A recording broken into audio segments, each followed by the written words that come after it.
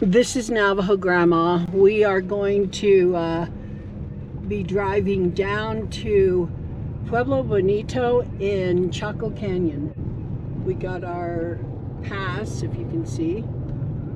I get a free pass because I'm Navajo. I'm a tribal member. And look at all these different rock formations that are old. See, a lot of these rocks were not like that when I was young. And there's an arroyo that runs. It used to be a river. And look at this big chunk, these chunkers that are fallen. And there's the river bed. Can you see? A lot to look at. And we're on our way to Pueblo Bonito up ahead. There's a lot of petroglyphs here.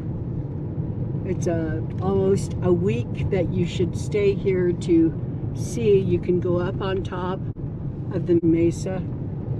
We're going to go on the west side of Pueblo Bonito.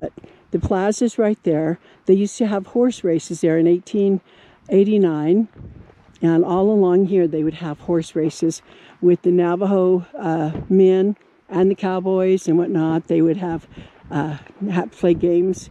And then right here on this side, this is where Richard Wetherill's store was, right here. Yat Etenem, Masananishland. This is Navajo Grandma. I am in Pueblo Bonito in Chaco Canyon. The wind is my friend. It follows me everywhere. And I am making a video of the drawing in the sand that my ancestors made when they were renovating this whole area. And I will share that with you, and you will see the video, and I will walk through this with you. Now I will show you, this is basically the location, the end of Pueblo Bonito, and right over here is where the trading post and Richard Wetherill's buildings here. Nothing is like it was. So I want you to take a look at that with me, and this is incredible.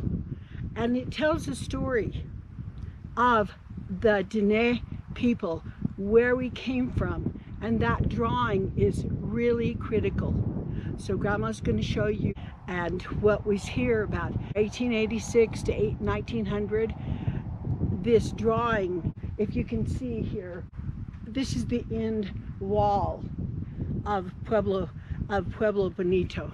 This is the west end of Pueblo Bonito. Here in the south area, this is where they had the horse races, and it was clear. Remember, this is when there was sand all over the place. This is in the 1800s. Now somewhere in this area here will basically be the store somewhere. This is how, there's no traces. They have never said this is where it's at. Then a little ways this way, over here, there was, buildings. Back in the 1800s, this whole area, there was dirt, all mounds of dirt, okay? And sand, and everything was sandy. Sand everywhere. Somewhere in this vicinity was a store, and what my grandfather spoke. Marietta comes upon 13 men. They're all medicine men. One is my grandfather, Rafael Mescalito, where they were renovating and they were tired. It was lunchtime. They're sitting around drawing, okay? Drawing in the sand. So Marietta walks out and she comes over. The men are drawing. Now the men are medicine men, okay? They sand paint. They're very ambidextrous. They're amazing with their hands. And so they know how to draw. They're artists. She comes over and she sees the drawings. She sees the east wall of Jerusalem. Every intricate detail of the east wall. And then she sees a lion, she sees an elephant, she sees palm trees. And then she sees behind or beyond, like a hill, somewhere beyond the wall, olive trees. And she recognizes all of this. And then at the bottom, she said there was water. And on the bottom was a ship, a big, huge boat. And they're all drawing. And she says, she looked and she said in Navajo, Hatila, Hatishbanakai. And they said, well, you know, we're drawing. And she looked at the picture and almost fainted.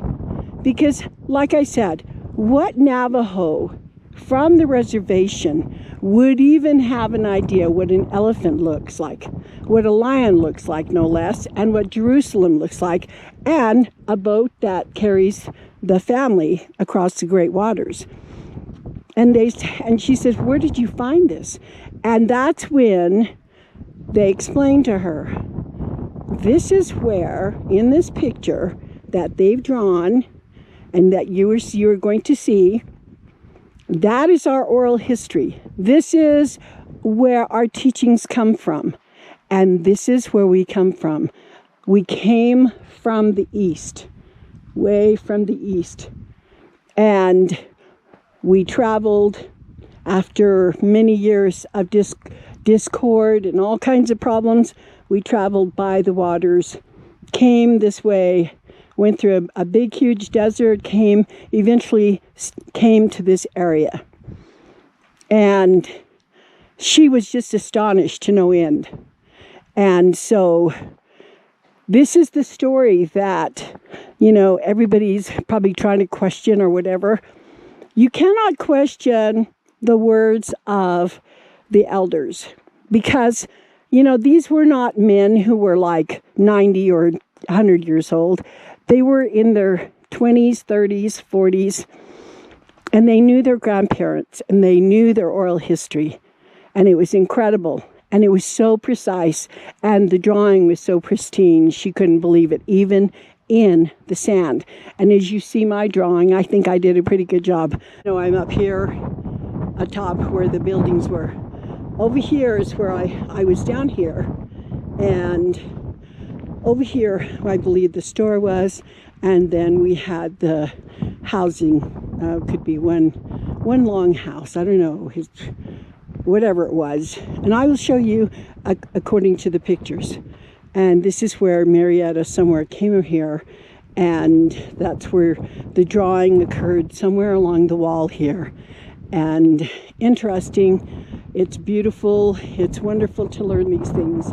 And for our ancestral history, this is incredible because this is where we learned for sure that we did come from the east. This is Navajo Grandma, and I think I'll try to sign off. My hair is blowing all over the place. I don't know if you can see me. Ridiculous. My hair is it's a mess, but I love you and thank you for listening to Grandma. And I will go ahead and finish this off with the video.